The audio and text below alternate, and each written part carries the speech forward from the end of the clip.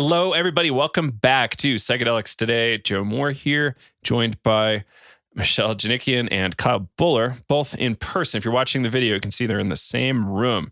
How does that work? I don't know. You've been able to link up in New Jersey, which is beautiful. Not too far from where you live, Kyle, right? No, only 25 miles away. Wow. So, yeah. We are in my close. parents' kitchen right now. Outstanding. Outstanding. And Michelle, you're typically in Mexico, for those who don't know. Oaxaca region, or where are you typically? The state south of Oaxaca in Chiapas, usually. Great. But I am from, just 25 miles from where Kyle grew up here in New Jersey. So pretty cool. It's exciting. Outstanding. Yeah. And Kyle braved a crazy rainstorm to get over there. Couldn't see a thing through the window. It's lovely. Thought I was going to hydroplane for a second. I am so sorry, I pulled Kyle. over. It's one of my least favorite things to do in a car.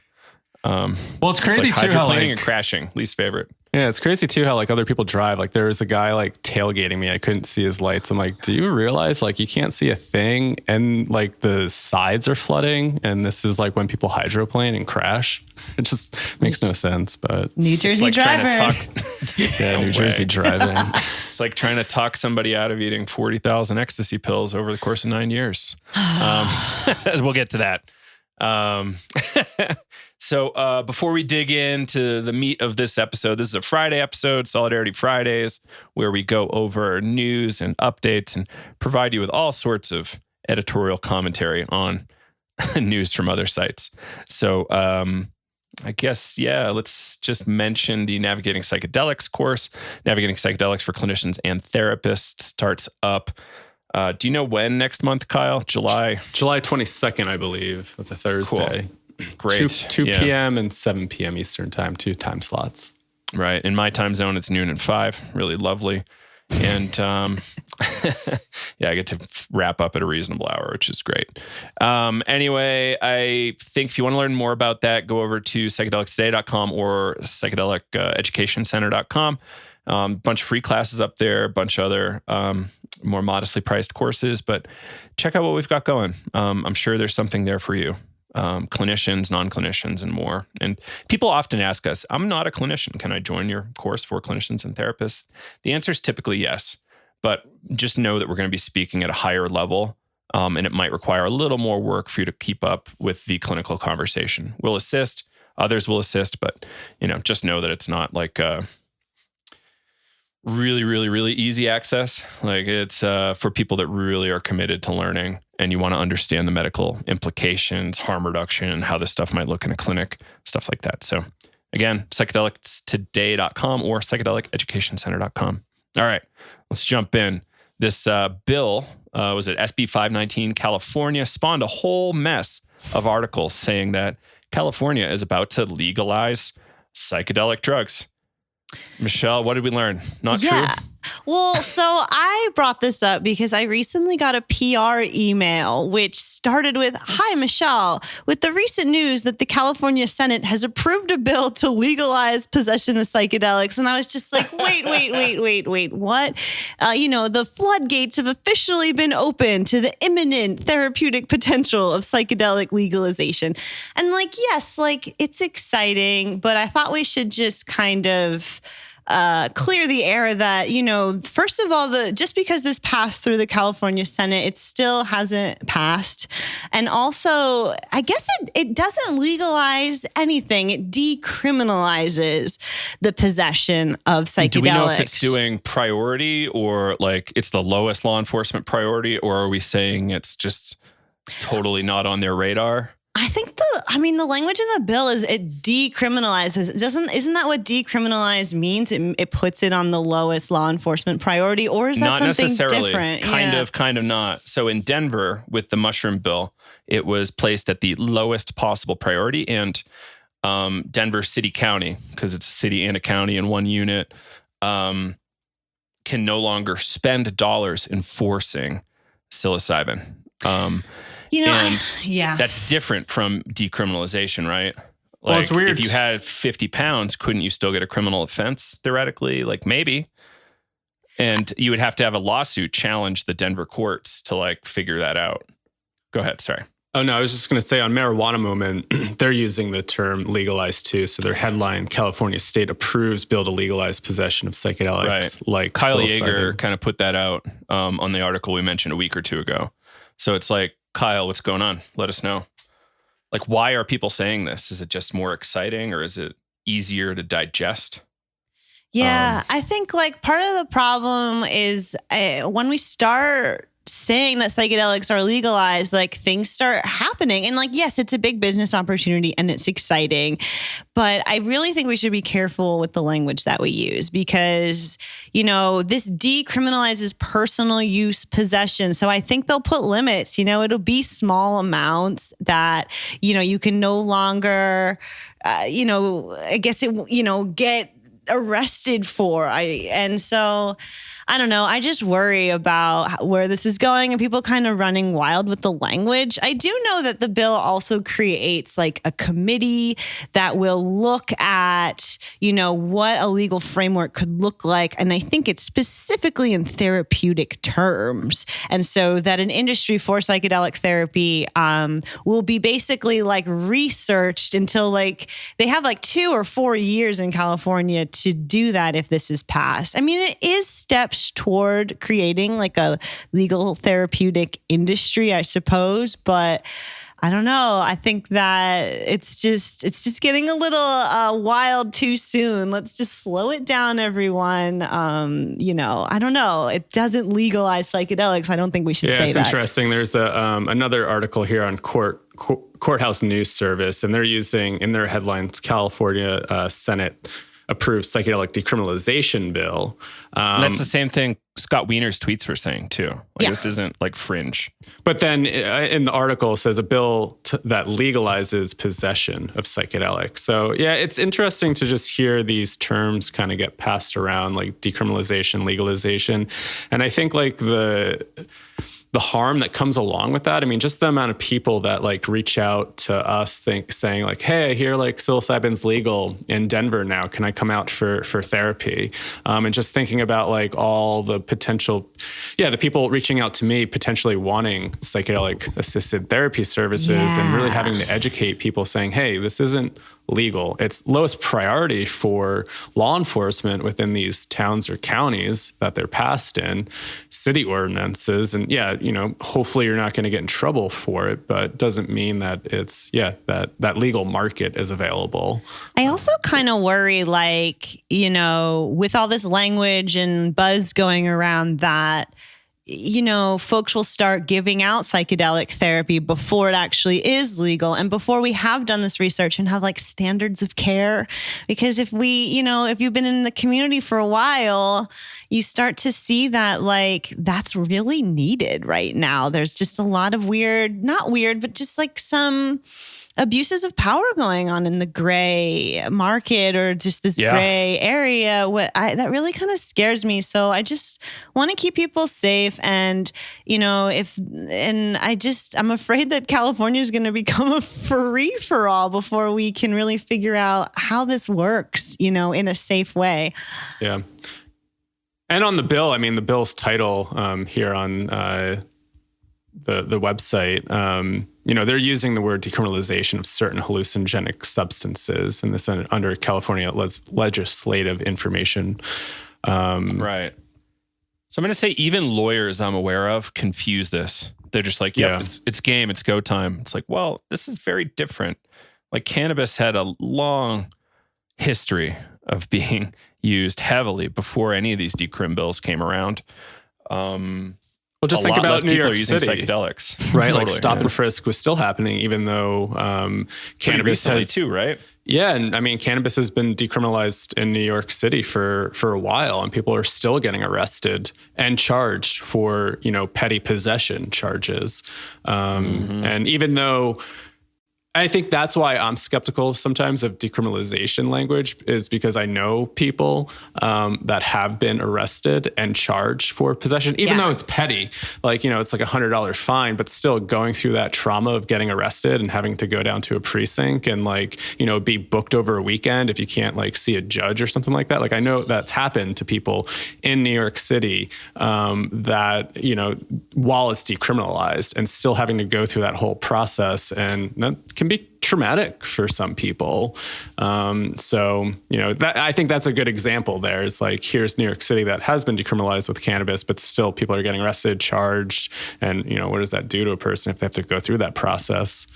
It's such a good point. And, if it was legalizing psychedelics, it would create, a regulatory framework for this. And it's not, it's not saying, well, it's not doing that quite yet. That, well, then we'll test all the MDMA before it's distributed and all this kind of stuff. It's not creating any sort of system for manufacturing or distribution. But it is kind of cool that, decriminalizing personal use possession. And I do think mushroom cultivation is included in that. It says number 2 here, existing laws prohibit the cultivation, transfer, or transportation as specified of any spores, mycelium capable of producing mushrooms or other material containing psilocybin or psilocin. This bill would repeal those provisions. So, interesting. I wonder if they'll have a cap on it, because, if you've grown mushrooms, you realize that if you're allowed to have 12 grams, great, but often you grow so much more than that in just one flush. And so even though it's maybe legal or decriminalized personal use cultivation, unless we have numbers that really actually make sense with the amount that's capable to grow, it kind of always puts people in these legal gray areas then when they do grow, and then they have way more shrooms than they're actually legally supposed to have just from doing what they thought was legal. And so I just, I don't know, thought we should talk about it a little and maybe warn, publicists, let's not spread false information. Let's try to get try to talk about what actually is happening instead of creating all this hype around legal psychedelics in California, because it's not quite what's going to happen. It's a step toward that if this does pass. But, let's just kind of slow our horses a little. I guess that was my, why I wanted to bring this up. And people really, those of us in the know, those of us who are media people, all of you that run blogs or run groups, it's our responsibility, because we know, to say this is not yet legal. You can still get in trouble. Even if it's locally, legal or decriminalized, the feds can still pick you up. And we know of a case in Denver. I'm hoping to get this guy on the show soonish. And he'll share that, even in Denver, he got popped. So we need to be really careful. The feds are out there. They're watching closely. I think they're a little nervous because we have more privilege than the typical perspective of drug users. Psychedelic users can afford better lawyers than crack users. If I want to, by and large, generally speaking, this is true. Didn't the Toronto mayor was a pretty heavy duty crack smoker for a little bit? He can probably afford a great lawyer. So there are exceptions. And there are poor people using psychedelics. But I'm saying, as a general rule, we can afford better lawyers. And perhaps that's why we're safer than other drug-using populations. More of us went to college. It's harder to more of us know our rights, right? Not like we won't talk to the cops if they try to talk to us. But, so be careful. Try to tell your friends to be careful too. Decrim does not mean legal. Read the bills when you can. Maybe we can get Scott Wiener on to talk about it at some point. I think that would be lovely. That would be cool. We should try. Yeah. I think I'm 1 degree of separation away from him 7 different times. So probably worth it, right? Cool. So again, maybe even reach out to journalists that are writing these articles if you can, to say, hey, you could be getting people in trouble. But maybe that's part of the play. I don't know. I'm not above thinking media outlets aren't tied in with intelligence agencies. So sorry. Sorry, everybody. But trust no one, verify everything, the fundamentals of paranoia. Is there, I wonder if there's like a book like Paranoid Media Theory. Or if that's like a Probably. university course. Like I would do well to take it. Up next, a Psychedelics Today Education Center. What's Mike's segment for this? Joe's paranoid Oh, segment. Joe's paranoid update. Yeah, that's great. Yeah, so Mike, feel free to throw that in there. It sucks, but we need to understand what's happening. The media environment is very complex. There's so many owners and stakeholders. It's really, really hard to understand. And just assuming, Fox News said this, it's like, well, you don't know why they said it or what vested interest wanted to put that. There's so many unanswered questions. So yeah, exactly. And the Let's just PR be person safe. that you got that from was for a potential legal clinic in the future, starting off with ketamine. So Right. there is probably some agenda with like the PR Well, firms. absolutely. Yeah. saying, like, trying- Let's not name that clinic, but they're one of the biggest companies in the space. And this was PR saying, hey, it's legal now. So what's next? And it's like, fuck that. It's not even like, this isn't even law yet. And Yeah. everybody's saying it's law. And it's like, cops don't know or care. They want a better quota. Cops and DAs and chiefs of police are typically incentivized based on numbers. Like how many people you lock up this quarter. Cool, you get another raise. I also wonder what would happen if you were in California and this passes and you're walking around with a baggie of ketamine powder. You might still get in trouble because they think it's cocaine or meth or something else. And then, you'd have to take it to court and get it tested. And that would be really expensive to prove your innocence. And so I just wonder how this can all roll out. It sounds tricky. I don't know. I think I'd still be a little paranoid about carrying around and DMT extract kind of looks like heroin. If we're being honest, it's a brown powder, and how, what are you going to do? Put a little label on it or get all your drugs tested and have the, purity thing from the lab in your little kit. I don't really know, but it would be really, they'd probably still book you and then you need to get a lawyer and get it all tested. And it would be a really expensive process. So, I have a lot of questions. I'm going to wait to ask them, I think, until this is actually passed, not just through the Senate. And then maybe we can start, getting not Anthony Weiner. Oh my God, I'm so sorry, Scott Weiner. I'll take them both, whatever. I want nothing to do with Anthony Weiner. I keep getting them confused. But then we should start really asking the questions and figuring out what our rights are, because that's going to be really important moving forward. So one last paranoid update. If anybody has been following this app, ANOM or AN0M, ANOM. So get this, the FBI designed this app and convinced hundreds or scores of drug dealers to use it. The messaging app was created over a few beers, led to a huge global sting involving 9,000 law enforcement officers from 17 countries. Wow. So, Jeez. long and short, paranoia is paying dividends. So my guess is the app is not open source. And it's not been validated by a number of hardcore software people.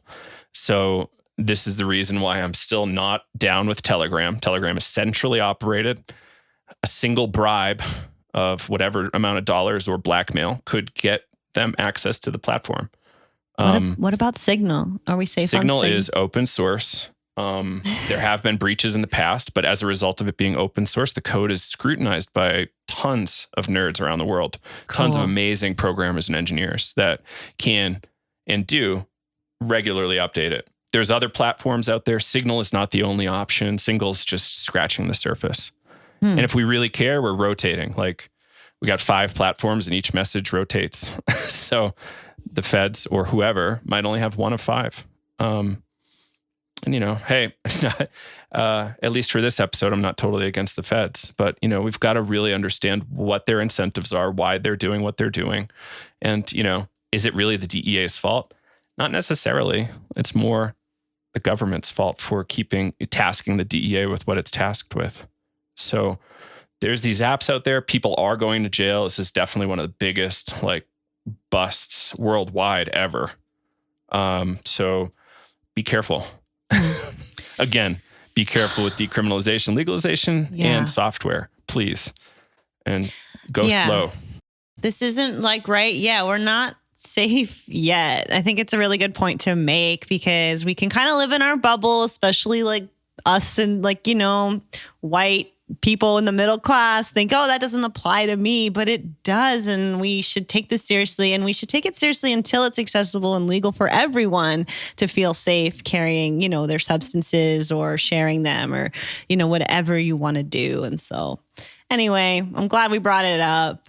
We have a lot of work to do, but it is moving fast and it's exciting. It is. And I think on the exciting note that it's statewide, so it's not just like town or city ordinances where, the state could come in. So on an optimistic note, I think it's exciting that it is on the state level instead of just smaller town city ordinances where the state could come in and, you could get in trouble that way. So I would just love to see these substances removed from Schedule 1. I mean, let's start with cannabis. But what if when we do cannabis, we like sneak mushrooms, LSD, MDMA, and DMT in there? Just the New Jersey approach. Yeah.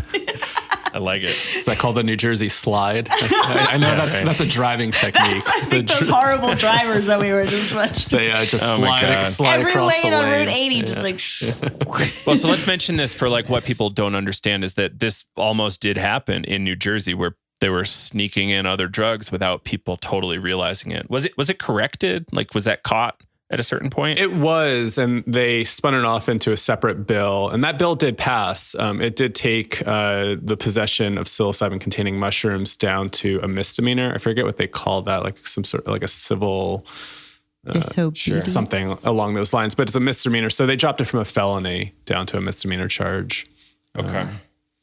But again, when people were reading that, they were saying, oh, it's legal or decriminalized. And, misdemeanor charge still carries heavy weight at times. I mean, it's not just like a decriminalization where it's like a civil citation. You get like $100 fine. I mean, that's still a misdemeanor goes on your record. And yet I was hearing people, fantasizing about starting retreat centers in New Jersey and all this kind of thing, like right away. And it was like, hold your horses, everybody. I don't think that's such a good idea yet. Especially like, I will warn you, Kyle, the cops in Sparta are really intense. Oh, where I'm at too. Yeah. Yeah. I mean, like. We live out in small town, rural Jersey, so they have nothing to do. They'll just follow you and do anything to like just make a little money for their district and pay their big salaries. Oh my God, I should stop talking. But anyway. All right. So what article is next here? I think this is a good transition into in the New York Times this week, there was an article about Washington State allows for free marijuana joints with COVID-19 vaccination. I mean, okay, this is not that big of a deal. It's not that much different than, the governor here in New Jersey offering a free beer if you get vaccinated, except, so I was reading into this New York Times article and it was quite short. And it says that one of their source at the White House, Andy Slavitt, a White House virus advisor, said that the Biden administration was encouraging states to be creative, for these incentives to get people vaccinated. The federal government is allowing states to use certain federal relief funds to pay for those types of programs. So basically, Washington State is probably using federal money to buy these pre-rolls from the dispensaries to then give it out, showing your COVID-19 vaccination card, which is fascinating because cannabis is still a Schedule 1 substance, yet we're using, like federally, right? But we're using federal money to buy Washington folks, Washingtonians, I don't think that's what you say. Yeah, I can't say it. A pre-roll, which could be worth like $15, $20. I'm not sure what the prices are in Washington, but in New York City, they're still very expensive. So I just found that really interesting. It's cool. Like, I mean, pre-rolls are expensive in New York. Is that what you just said? Yeah, they're like $20 for a gram pre-roll. Hell? It's crazy. Like you give the place over here your cell phone number and you get a joint for $0.01. It's silly. That's great. That's cool. I mean, I don't love pre-rolls. I like to roll my own. Not down with a $20 joint though.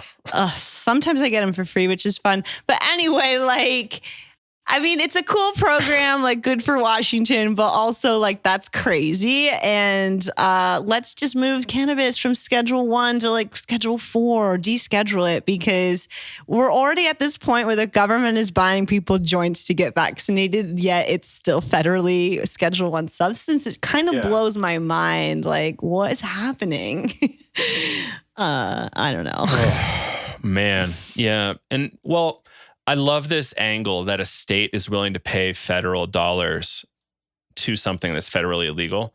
And I love that that's a sort of protest against the federal prohibition. And we can see that even at the federal level, resistance is really getting weak, right? Yeah. Like we're nowhere close to as resistant as they were 5-10 years ago.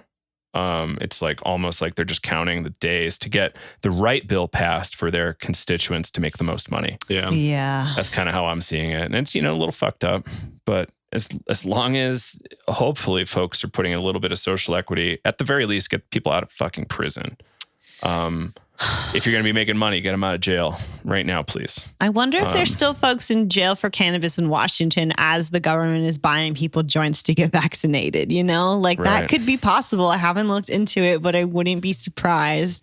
And so I don't know. I just feel like we're at such a weird place in drug policy reform that like none of it makes any sense. And I'm so confused all the time. Yeah.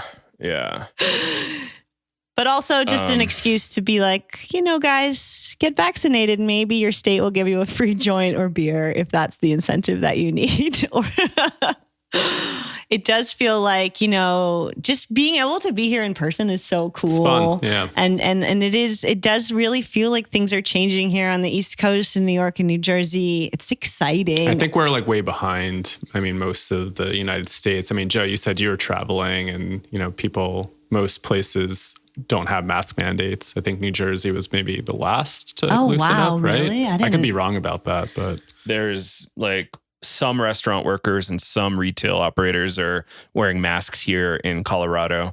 Mostly people outdoors are not wearing masks. Indoors, like I can walk into a restaurant or a store without a mask. But all through this quarantine, like Florida, barely any mask mandate. Right. Tennessee, I was just in Tennessee, not any mandates really to speak of, like no workers really wearing masks. What I did notice, which is interesting, is lower SES people, socioeconomic status people, seem to wear more masks in those areas, showing that there is this kind of like affluent poor gap in like understanding. Well, maybe at least in prioritization, they understand that their communities are more at risk. Black people, higher rates of diabetes, unfortunately, due to a lot of factors, and puts them far more at risk. So if one member of that community gets sick, it puts a lot of other people at risk. So that's why I'm thinking they do that. And it's weird. It's weird to me, but I get it. I get the logic and it makes sense. Like if your community is really at risk, then you're probably going to be safer.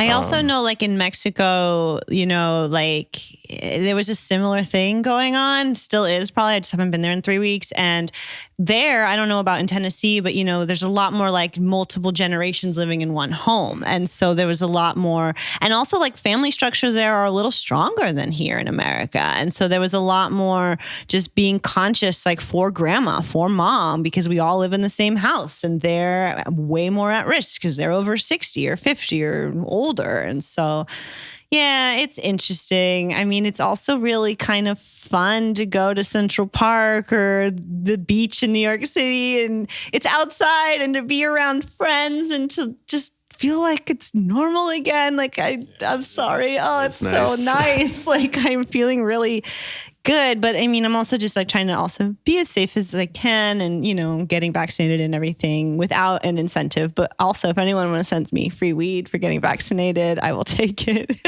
Murphy's not there yet for you. Oh, mushrooms, Murphy. I'm your state's mushroom lady. Come on. Oh my gosh. Can you please go to the Jersey government and like protest? I think that would be really cool. Do I have to go to Trenton though? Gross, yeah. Is that really the state capital, Trenton? Right. Yeah. I think. I like how you looked over. So years ago, I remember Flaming Lips had a song, Do You Realize, that became Oklahoma's official state song. And that's by and far away Oklahoma's most psychedelic band. Really fascinating to me. It's a great song. Right. It's a great, as the night's winding down song. It's important. Yeah. It's a really great song. Kyle, are you familiar with this one? No. I'll have to listen to it when we're I'll done. Play it after. Cool. I could start singing it, but no one wants that. If we could get a license, we could play it as we roll out, but I don't think we're getting that today. I don't think we can afford that. Right. So anyway, we just had the same thing, but with beer here in Breckenridge. Yeah. What was it? Jabs and jams. So they had jam bands, they had beers. It's cool. You get a free beer if you get a jab. It's this was called Jabs and Joints, I'm pretty sure, in Washington, which is funny. Cool. Yeah. All right. It's a great thing. And okay, so I had a number of really hard conversations with anti-vaxxers over the last few months. And I want to just get into this briefly. Sure. What I'm finding out is that people don't seem to understand statistics. I never took a statistics course. It took a lot of conversations after my undergrad to really understand why larger data sets are really, really helpful. And J&J got pulled after millions of doses when 6 people had blood clots. And that could be very well in line with how blood clots are distributed naturally in a big population. So is it, more blood clots than normal? Hard saying. I don't think so. And that's easy data to figure out. And that was a totally political play, in my opinion, because they wanted to still use the J&J. They just had to make people feel safe. So that's why they made that decision. That's my understanding. Yes, people get hurt and die every day. How many people die driving a car? The number is way higher than what's happening currently with vaccines. I know that even, I hate to say this on the podcast, but Robert Forte is going a little bit this way. I think he started working with Robert Kennedy's crew on this whole topic after a conversation or two with Robert Kennedy.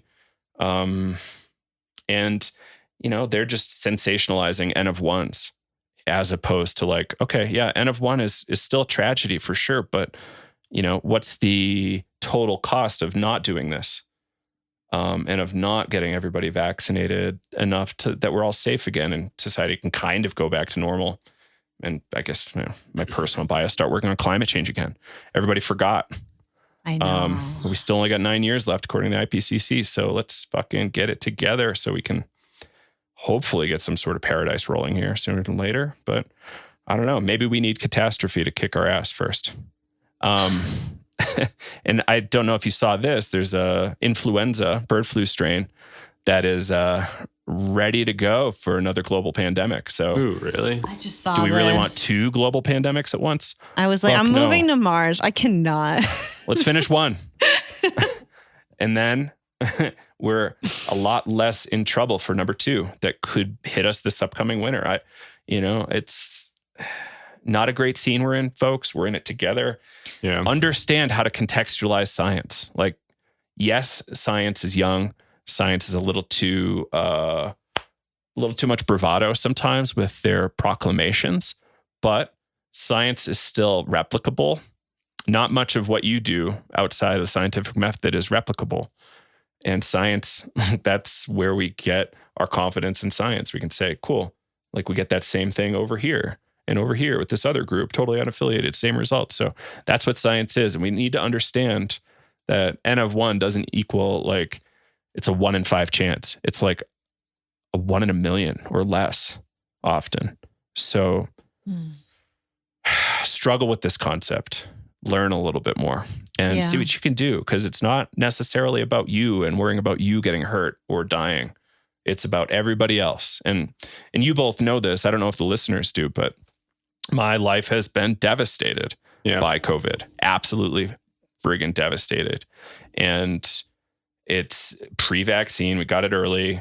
I felt like I was going to die. I probably should have been hospitalized back in whenever March last year. Oh, right. Wasn't. My girlfriend got it. Horrible pains, horrible systemic damage, vagus nerve infection, probably. Her nervous system is totally fucking broken. And she's now finally starting to feel a little bit better, but she's been out of work since December, November.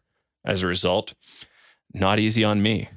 Yeah. Not easy on her, you know, lost our dog in the middle. Like pandemic's been fucked for me. Yeah. Thankfully I haven't cut my wrists, but not going to happen because I'm having too much fun. But it was really looking down for a long time. And thankfully I didn't lose any humans in my life yet.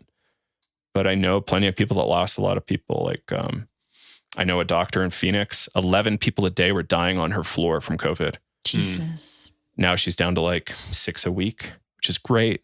But that's what happens in a place like Arizona with no masks whatsoever. So I haven't talked to any doctors in Florida that give a shit. So ayahuasca in Florida and Orlando Metro, like good luck, people. I wouldn't be going there for another year. But those people seem to not give a shit, or the masks are, oh, it's okay. You can wear a mask if you want. It's like, fuck that. Your neighbor's going to be puking and coughing all over you. Like, how do you know a single mask is going to protect somebody if they cough all over you for hours? Like, I know, but the thought of keeping a mask on in a psychedelic ceremony, I do think like, yeah, just waiting. I mean, I don't know. What do you think about fully vaccinated groups though? I'm getting really curious about fully vaccinated breathwork workshops. Yeah, me too. You know, we're going to get in a lot of trouble with some people in the psychedelic community, but it's like, you know, my workshop, my choice. Like, you want to come to my workshop? Cool. But here's the rules. If you lie to me, probably not going to talk to you again, you know?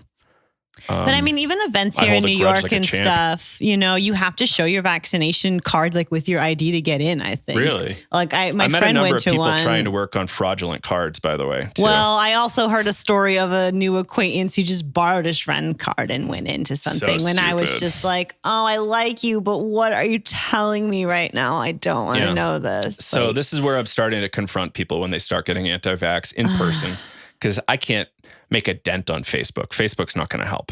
And it needs to be like a friggin' 45-minute conversation to convince somebody. So, yeah. Group psychedelic work, probably still too early, especially if people are willing to lie about being vaccinated. What does that say about your integrity if you're lying about being vaccinated, by the way? So don't, please. And then if you've got medical reasons to not get vaccinated, maybe spin up a really good story. Like one of my friends is... I brought him to the hospital 3 times to the ER for peanut butter allergies. And he waited for the J&J because apparently that was the one they were prescribing or suggesting for people with like extreme anaphylactic reactions. Interesting.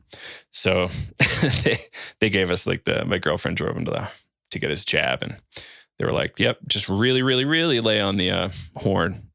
If he starts to have a reaction, we'll get him to the hospital right away. The hospital's really close. So anyway, is that enough COVID talk? Like, I fucking hate that we still have to talk about this, but QAnon has infiltrated, and the Russians and Trump trolls and all this other shit is so bad. It's so crazy. And you know, I put up a meme. Did y'all see this one? Which one? Which meme? It was like McConaughey or something on a pedestal, about to get hung. And it was like, yeah, first time, like looking over at the guy next to him. And my whole thing was like, oh, cool. You finally found a conspiracy theory that seems to hold water. And for a lot of people, this is their first time ever confronting a conspiracy that feels like it holds water to them. Yeah. And, you know, I've been around this shit for a long time. I got sucked in super hard since 9/11. Well, maybe that's it, is that like those of us that have been sucked in, and I've shared my 9/11 story and how I really got sucked into a lot of this stuff. And I guess approaching a lot of this and like having, you know, just like critical thinking around it, when like, if this is like the first time people have been confronted with like these types of theories and ideas, you know, it's probably really challenging versus if you've been like kind of exploring a lot of this stuff for a while, trying to think about it in different ways. And I don't know, I guess just to comment, since we're on the vaccine topic, like, you know, I've definitely had, you know, some hesitancy towards vaccines over the years. I mean, I don't have a spleen, so like, you know, the doctors love giving me vaccines, and I definitely resisted a lot against like the flu vaccine. Every year they want to give me a flu vaccine.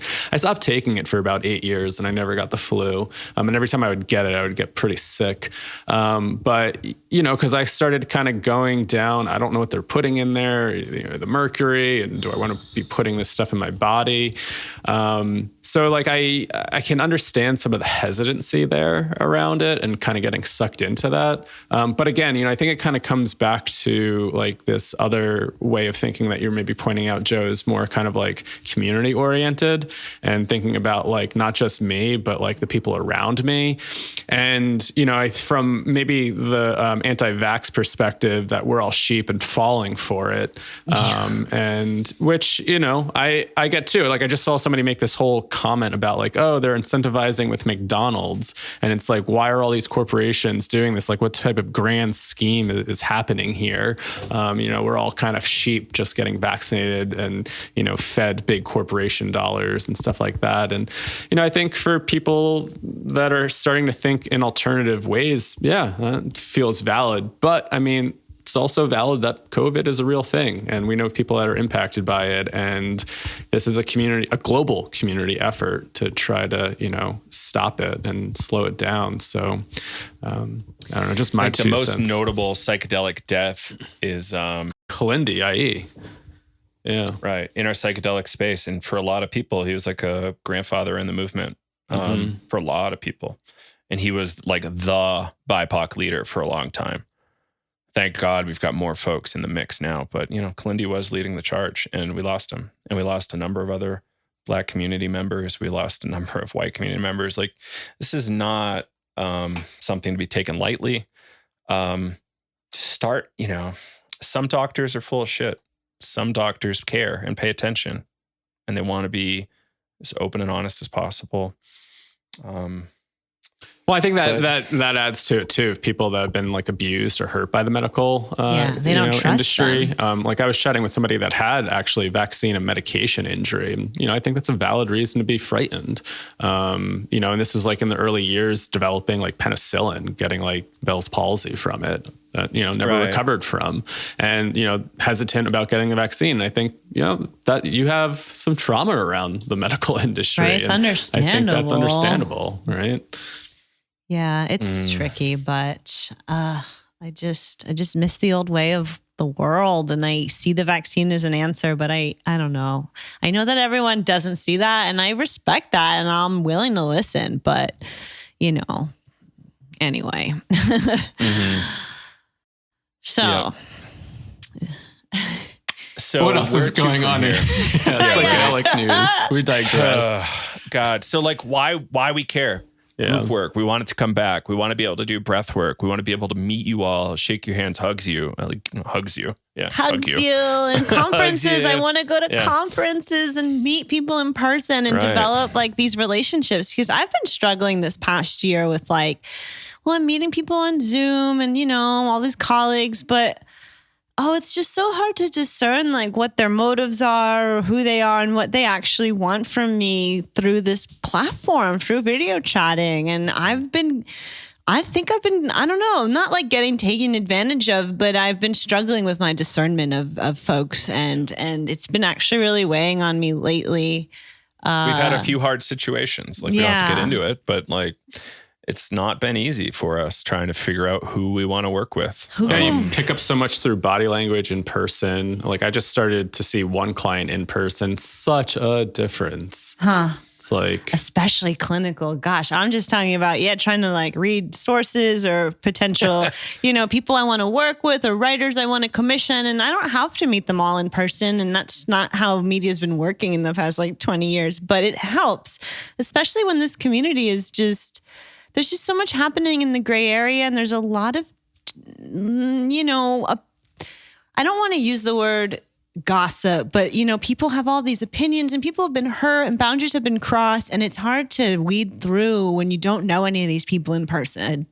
And I'm starting to try to meet up with some folks, and it does make a big difference. I can just read into things that you just can't through video calls or phone calls or emails, and it's really important. So, and Zoom fatigue is a real thing. Oh my God, yeah. I get like cross-eyed by like 6 o'clock. I just can't focus on anything. So, anyway, but.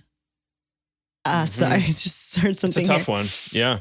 So, and we don't want to lose more shamans. Like, I remember a post on Twitter a while ago. I got in trouble for retweeting it.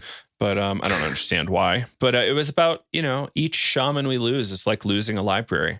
Yeah. Like shamans, like we're not necessarily losing all the plants in the Amazon, but we are losing plenty. But they are the ones that understand these plants and animals better than anybody on the planet. And we are losing them before we are able to understand their worldview and their relationship to these things. And possibly tons of life-changing, if not life-saving medications are still there in the Amazon. What I'll also say about that is like elders in the community too are from like a different time, and like a lot of modern indigenous people, younger people, are not as in touch with their culture and their traditions and their customs.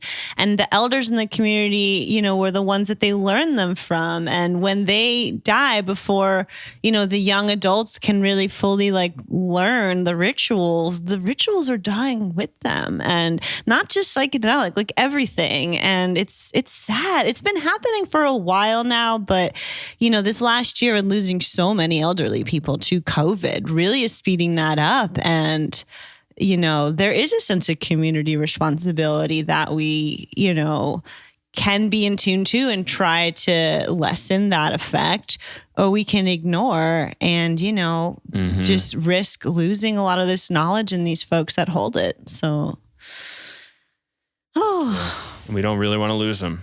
We don't want to lose you. I've lost enough friends just to the politics. So, like when science gets politicized, things get ugly. And this isn't the first time science has been politicized. So let's be on team human, be on team psychedelic, harm reduction, legalize and regulate if you want to jump on my boat. But let's just get on the right path here towards a future that's better for all of us. That should be apolitical. Yeah. And yes, there's plenty to complain about, but let's survive first. All right. That's enough COVID. Let's talk about way too many ecstasy pills. What was the headline of this thing? 9,000 people, or no, this guy over the course of 9 years consumed 36 to 40,000 ecstasy pills. Yeah.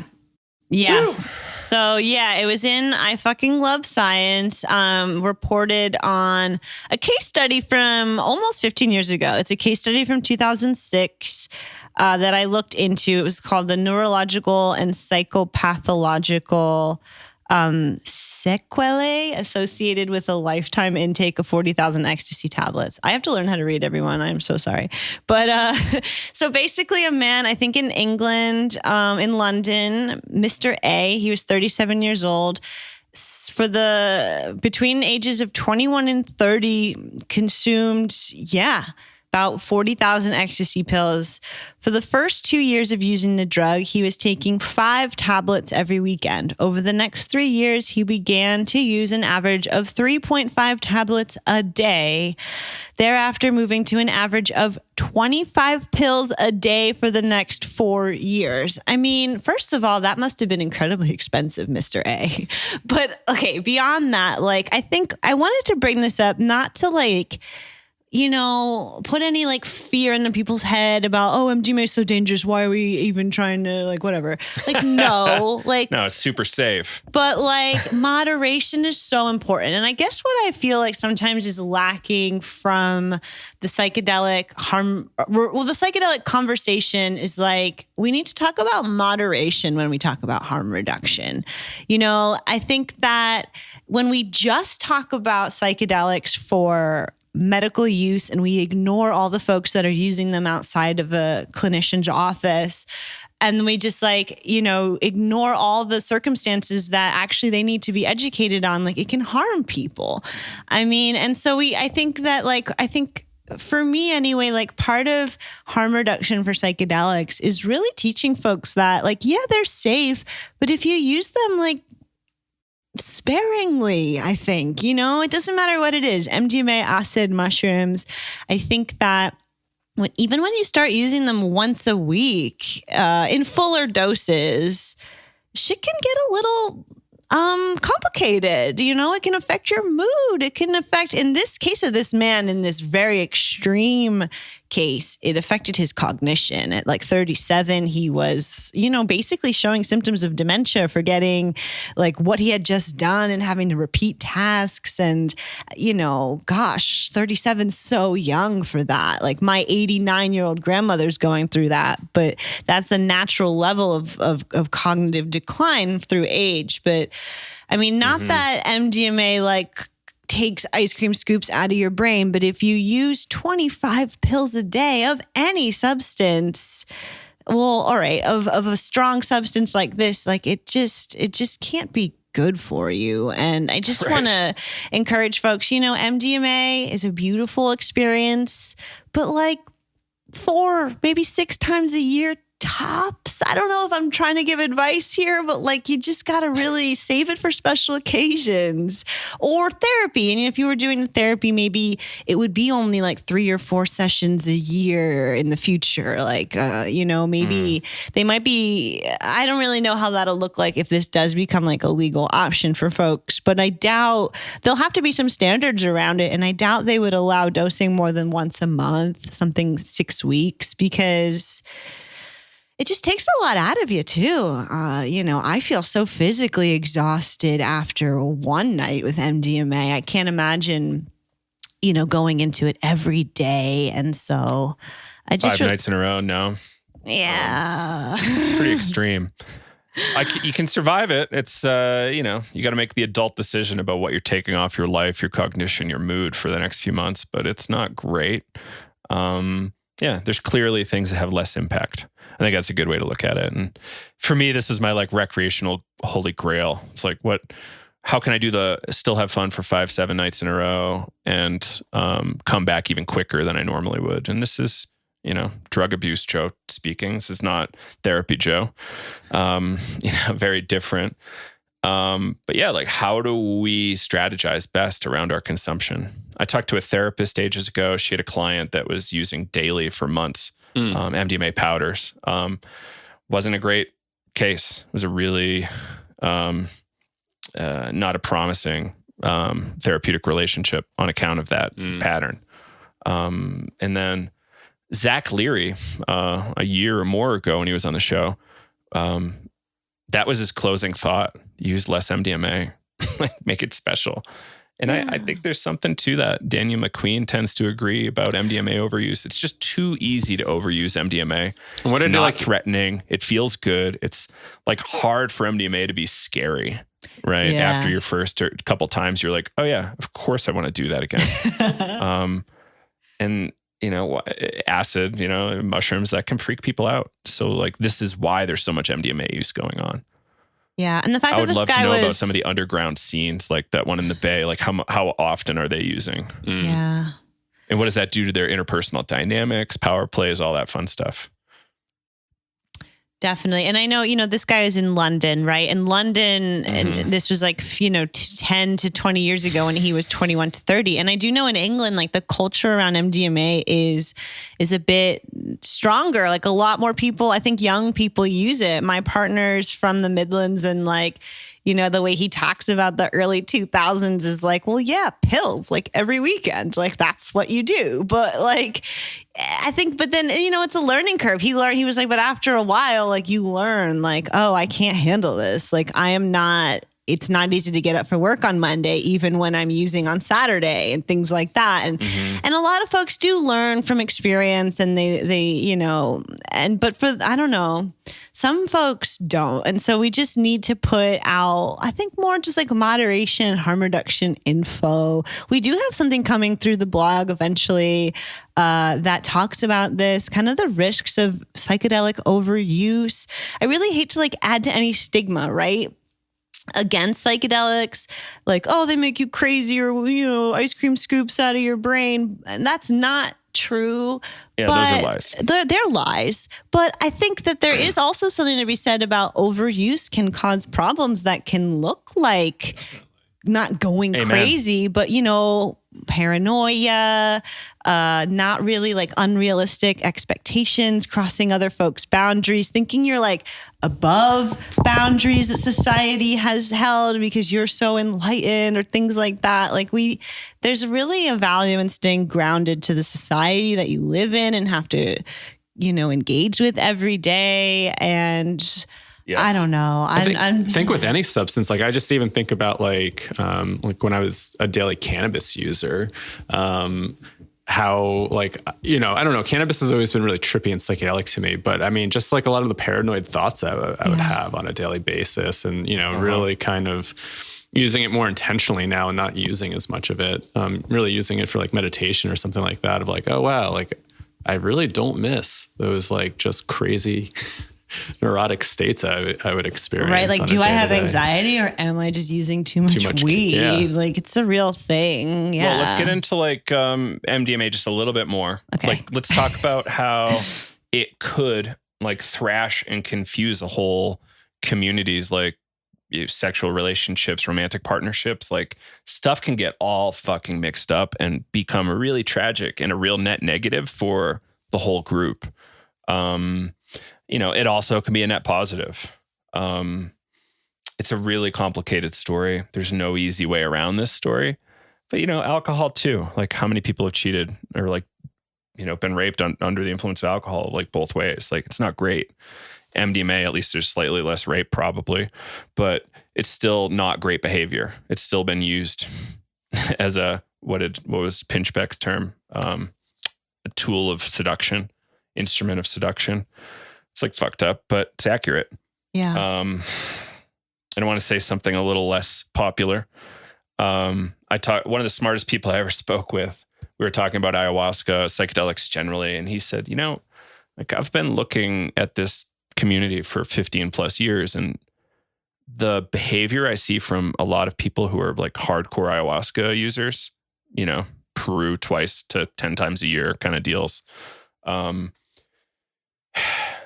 Their symptomology could be lined up to look like serious organic brain damage sometimes. Symptomology mainly around behavior, not accepting facts, being resistant to like, normal science. And I didn't really get him to lay it out. It would be really, I think he's too busy to write this piece, but it would be really interesting to like hear that perspective. Like, how is long-term change in ayahuasca communities possibly looking like organic brain damage? I think like if somebody's using ayahuasca 10 to 20 times in a lifetime, probably not going to happen. But extreme use, you get a little culty, like you get really bought in. And you're like, of course, the 200th time I'm going to drink this cup is the time I'm going to dissolve into a rainbow body and cosmic consciousness and not have to deal with my shit again. But you wake up the next day and you still have to go to your job and deal with your relationships, despite how beautiful the session was. Yeah, and I wonder just like how different that is maybe from like an indigenous perspective where they have such a different relationship to the plants and maybe drinking, if you're a container. Yeah, if you're a shaman drinking ayahuasca all the time, like, I guess from the anthropological viewpoint, some shamans look like they have psychosis, schizophrenia, but, they have a container that might be able to hold that. They have a different narrative around the plants and the experience and they maybe living in a different worldview. But yeah, for a Westerner to engage in that constantly, I mean, our container's not there. Yeah. And like, I'm not super experienced with ayahuasca, but I do understand that like, when you stay at the retreat center, like you can stay and volunteer and work for a while, and that's not bad. You can learn a lot, stay for a few months and, hold space. But I do sometimes find that, I don't know, sometimes maybe there is a too long of time, or maybe you do need breaks, or I don't really know. I don't know enough about this world, but I do know that often those folks kind of turn me off when I meet them in the real world and they work at retreat centers forever and that's their whole world. I'm just like, I can't relate to them. I have trouble. And that's just me. And I'm not like trying to judge them of like, oh, you're this or that because I can't relate to you. Like, we're just not going to be friends and it's fine. But like, I don't know, there is just something, I don't know. Sometimes it's like, it's just a bit disconnected from reality sometimes, or at least the reality that I live in. And I try not to like put my worldview on other people, but you know, there can be a big disconnect. And I just wonder like, I don't know. How do we engage in these things in a way that, I don't know, like, I guess that's always going to happen. Maybe some folks are just always, that's just, I get stuck. I get really confused by humans all the time. Amen. As we should, right? Like, well, you know, we're trying to live at these high ideals, but our like operating system's pretty low. You know, we're worried about biosurvival, right? I'm reading Tim Leary's Exopsychology right now. It lays out the 8-circuit model really nicely. And I'm finding it a lot more sophisticated than I really expected and a lot more serious than I expected. I'm like, this is Leary can be hard to read. He's pretty, yeah.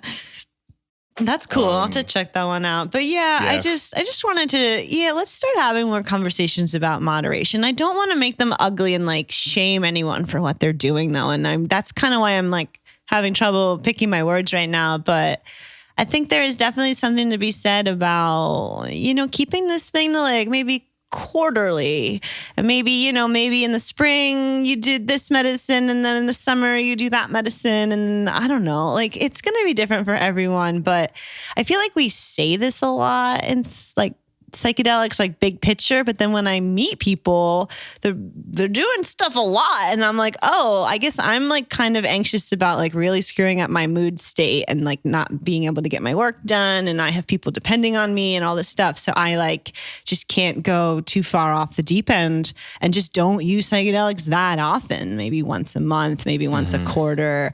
And I feel especially MDMA. MDMA is going to be the one that has the biggest burden. Yeah. I way overused it. I probably still will, but at least I know what I'm getting myself into, you know? Yeah. I know a psychiatrist that was eating 1 to 2 ecstasy pills a weekend for years and years and years. And this person is somebody that's in the know. They should be aware. Didn't seem to slow him down. I think sometimes within the community we're like, oh yeah, that's what we tell people, but and then we just like think that we're like not on that level and like we're like above it or something, or we're like, oh, like that's what I tell clients, but actually like I'm entitled to do whatever the hell I want. And I kind of hate that attitude. It always kind of gets my gears. I'm like, well, what makes you different or special? Like you're not. Yeah, exactly. And start like, at least I have a lot of information that helps me with my own personal consent. But I know that I could have a lot of catastrophic situations happen for sure. Like, you know, I still make drug mistakes. Absolutely. Same. Getting a lot better at it. It took a lot of years of learning and thankfully surviving, but making actually quite reckless and stupid decisions, especially when I was younger. Growing up in New Jersey didn't help. But like, you know, and I guess like I learned from my mistakes and it wasn't like, oh, well, now I have to stop totally. I learned that I can, you know, I just have to do things in a certain way. And maybe people just haven't gotten to that point yet that, I don't know. Well, it comes back to a notion that we discuss in our classes and I bring up often. It's just like knowing your dose and knowing your intention around the medicine that you're using. And what are you really trying to experience? What are you really trying to get at? And how much of a substance do you use to get to that effect or that experience? And just being like, you know, a little bit more intentional around it. And what would it be like to approach substances with a little bit more intention and be like, yeah, what do I really want to get out of this experience? You know, is it to have fun? Okay, well, that's okay. Is it for therapeutic reasons? And, you know, really starting to develop relationship with substances, which sounds like a funny thing, but, you know, how do you develop a relationship with a substance? Even just, you know, alcohol, you could develop a relationship with alcohol, developing a relationship with tobacco, nicotine, right? Like what's your relationship to these substances and how are you engaging in that relationship? Yeah, I think it's important. And just kind of going back to, I guess, just like I'm listening to this book Martin Prachtel wrote, but it's all about like plants. But he's just talking about like, the plant stories of all the seeds. And, he's not talking about psychedelics, but just like, all the cultural mythology around corn and cacao and just them gardening. And it's just like, we don't have that. And he was saying as cultures lose like their elders and their seeds, they lose the mythology, they lose the stories around how to really take care of these plants and knowing the history of it. As elders die off and we don't learn those stories and we don't get that passed down. And, what are psychedelics to some degree? Are we getting this lineage passed down from time to time? Do we have that container? Do we really understand the narrative around these substances at times? Or are we just making it up? And, we're at this point where we're like, we have no relationship to it. So we're in this exploratory phase and we have to redevelop our narratives around these substances. And, it's going to be like a kid fumbling and getting hurt and being like, wow, yeah, all right, we're slowly starting to develop the Western narrative around this. And we're at the beginning. This could take years, right? We're at the beginning, decades. We might not even see how it turns out. I feel like it could be beyond our lifespans if the fucking planet can support life for that long. But that's another for paranoid segment next week. But I guess I keep coming back to this idea. Like we tell folks in order to use psychedelics in like a more responsible, safe way, like be intentional, right? And that's so important, but also like really give your intentions some thought and maybe like question them or challenge them. Like, not that doing something for fun is a bad intention, but like sometimes like I think what we want is unrealistic. Like, I want to be totally healed. I want to be a totally different person. And I'm just going to keep going in until I find it. And like, you're never going to find that because that's just not how it works. Right. And so like, I've been like thinking about this a lot and just like, I think some intentions are like, I feel like unrealistic's the wrong word, but maybe they need to be a little bit more thoughtful. Maybe you should challenge your own intention. Maybe you need to be like, is that really a healthy intention? Like, or what is my definition of healthy? And like, really, I mean, these are just my thought loops that I go down all the time, not to encourage this, but I think that just giving anything like really, really reflect, give it a lot of time and space. These are pretty powerful substances we're talking about.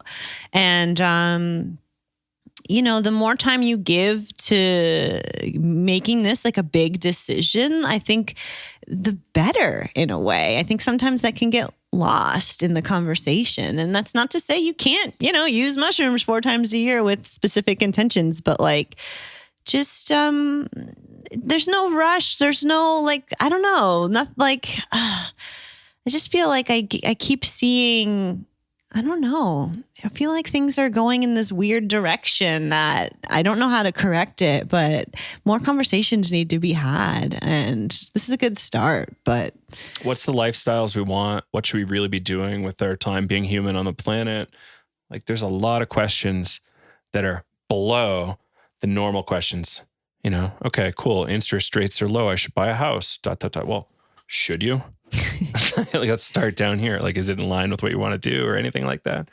We're not asking those fundamental questions. And you said something that triggered a memory of what Elizabeth Gibson once told us about these week-long retreats for breath work.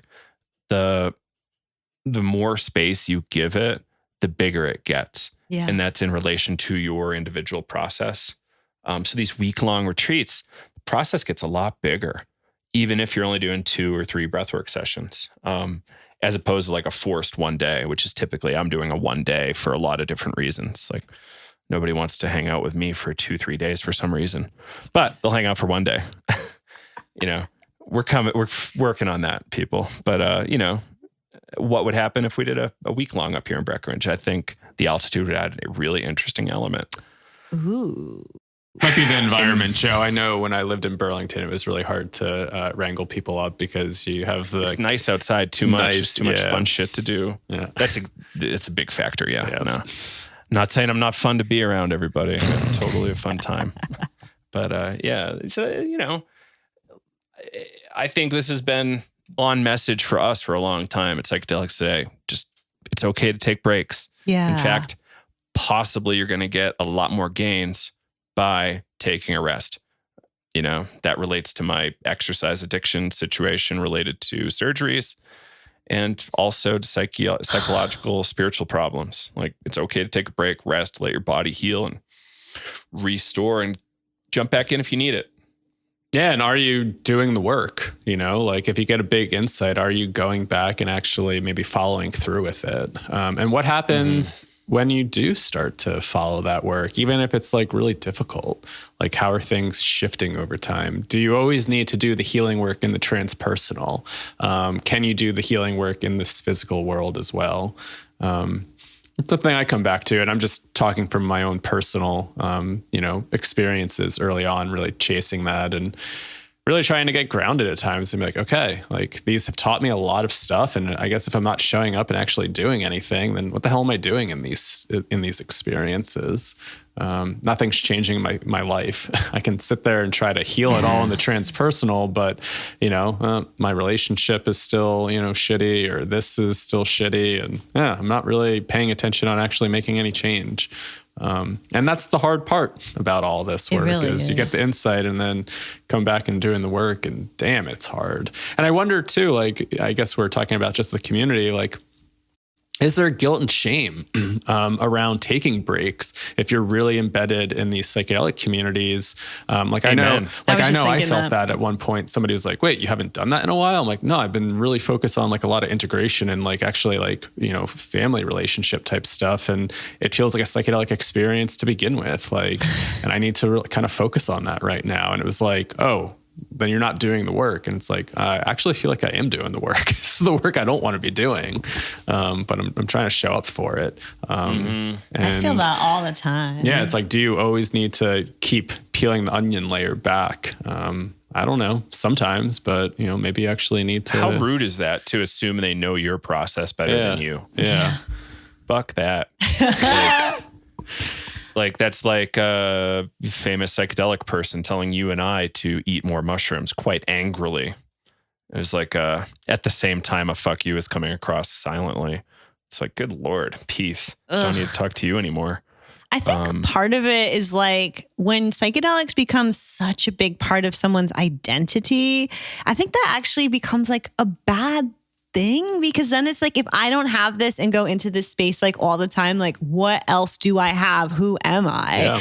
And I think that's the thing I keep seeing people get stuck in. And I was talking to this like 22-year-old psychedelic community organizer, and I was like, I think it's actually really healthy to have like other things in your life, because like, what if this is just a phase? Like, not to freak you out, but you're 22, like, you could move on. And I don't want that to be like really challenge. Like, I mean, it's going to be challenging, but like really gutting, like really like, worldview changing if you like actually do need a lot of space and need to focus on other things. Like, you're building a lot of skills in this world that can be applied to other things. Yeah. And I think that gets dangerous when, everything's about, it doesn't have to be just psychedelics, like with anything. I saw it in the cannabis world. You see it anywhere, sports, like whatever.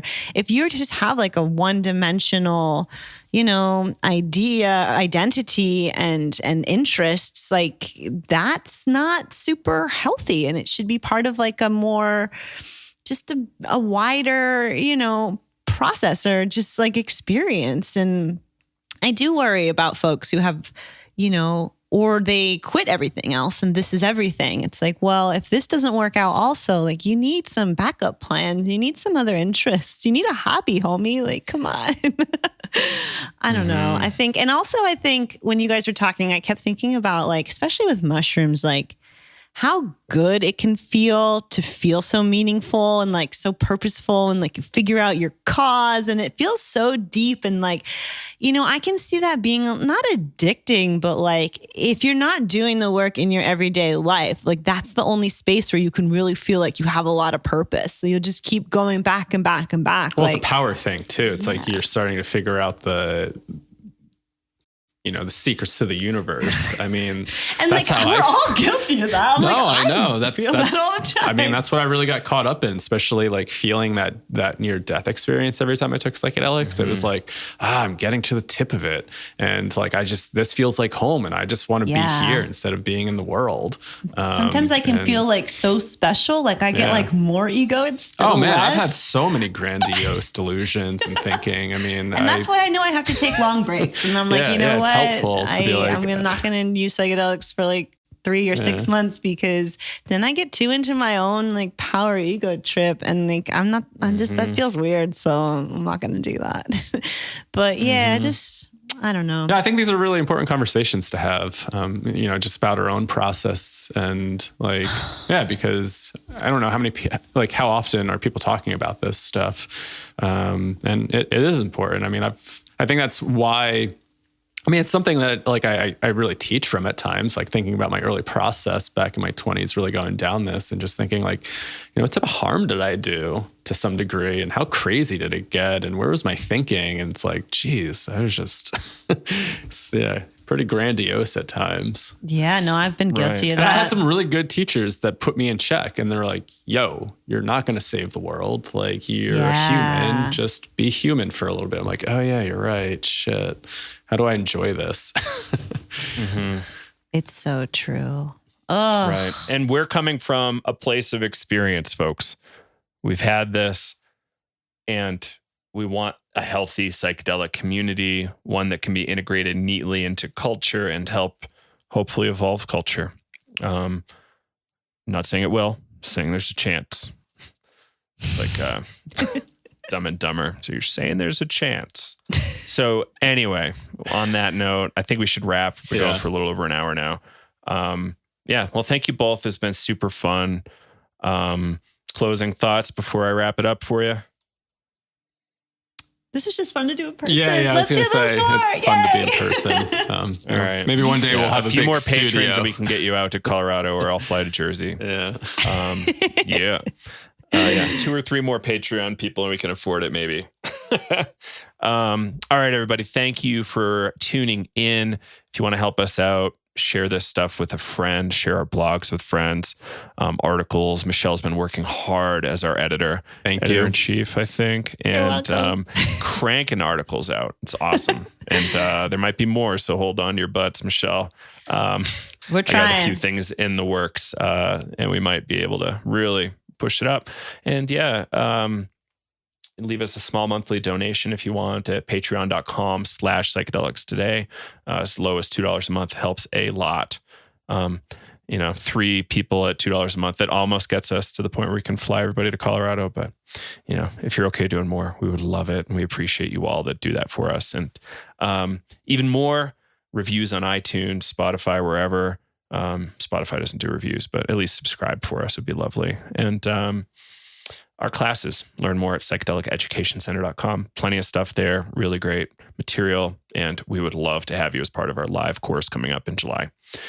Navigating psychedelics for clinicians and therapists. All right, I think that's it. Thank you both. This is Joe Moore signing off with Michelle Janicki and Kyle Buller. We will see you in just a few more days on our Tuesday episode. Take care, everybody. Bye.